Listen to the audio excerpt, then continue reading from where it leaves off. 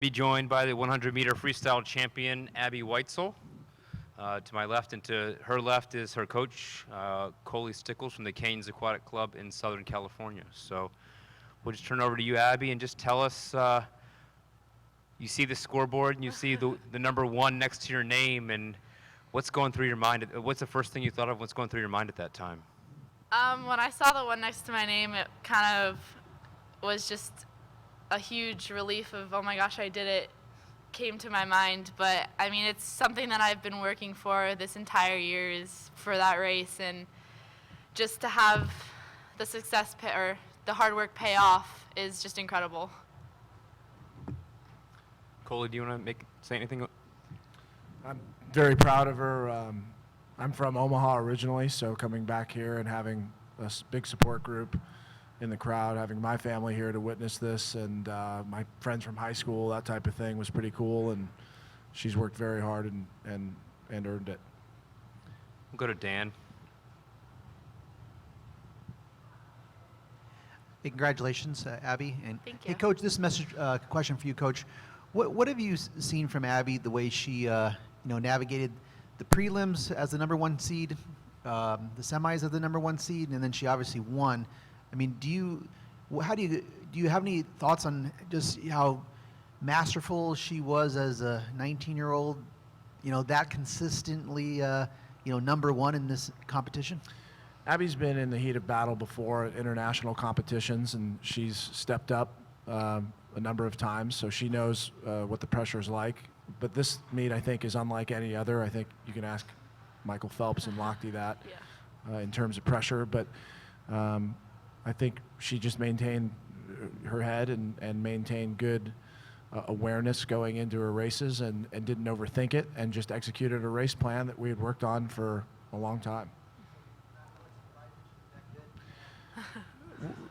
We do very specific training that indicated that she would be close to those times, and so those were kind of the expectations coming in. We really can't control the competition, but we could kind of isolate her race strategy, and that's all we kind of focused on going in. Go ahead, Dan. All right, Abby, can you just talk about the field in this event? I mean, the relay spots are on the line. It was such a fast event that Missy and Natalie didn't even make it back in the final, and you've got so many Olympians in that mix hungry for getting a spot in the relay. What was it like just being a part of a field of that kind of magnitude? It doesn't happen in all the races. Yeah. I mean, I know all of those girls in that field, so I've raced them before. I've raced a lot of fast swimmers before.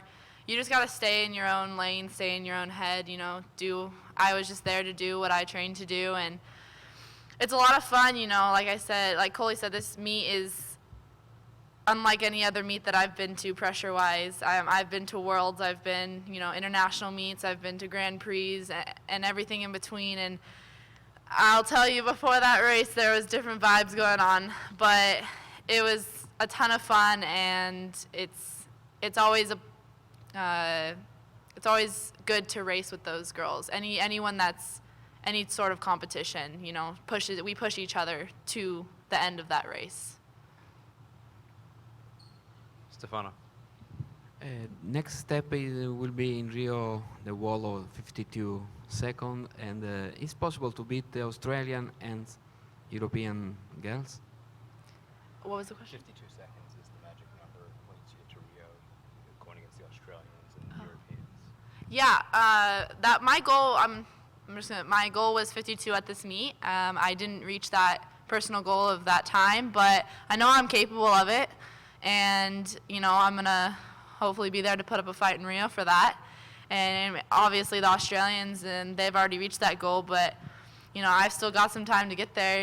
It's coming up quick, but I know I can do that. And relay wise, I think we're gonna put up a really good fight. So Abby, we've talked a little bit this week about your decision to defer going to Cal. Was that decision validated already, or was tonight really the night when you knew that you made the right choice? I already knew that I made the right choice. My career in swimming has already, skyrocketed just by deferring from Cal, just staying with Coley here. I know it was the right decision, but for sure seeing the hard work paying off and seeing the deferment pay off was a huge, relief, and it's just a huge weight off my shoulders, and I'm super excited about it. I know it was the right choice. And then also, you're the top U.S. sprinter now. What's the pressure of kind of leading the U.S. sprinters into Rio at a time when it's not the strongest event, and then also being the anchor on a medley relay, which at this point looks like it could be pretty good with the times we've seen this week? Yeah, I mean, I know that we have some work to do relay-wise for the 4 free relay for women against, all the Australians. But like I said, I think we're going to put up a good fight, the different energy you get when you're at big meets. And I know I have a lot more in me. I'm sure Simone has a lot more in her, and the same with the other girls, Amanda and Leah and everybody else on that relay. I know we have a lot more in us. So I think that'll be a great race. It'll be really fun. And being the anchor on the medley relay, I've always been a relay swimmer, and I love it. I like the pressure of it. I think it's fun. I think they're awesome, and I'm super excited. So, Abby, you carry the title of Olympian now, as of tonight. When was the first time you ever thought that you could possibly be an Olympian? That's hard to say. I never really had time to stop and think about it. Probably when I made the national team in 2014, when I got that 4th spot in the 100 free at nationals, made the relay for worlds and everything. That's when I knew, well, if this was trials, I'd be on the team. So that's when I really knew I had my shot, and breaking the American record, short course, then decided to defer, and everything kind of fell into place.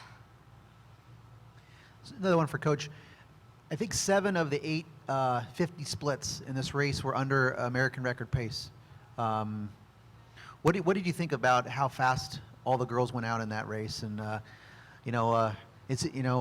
maybe how that race was competed at?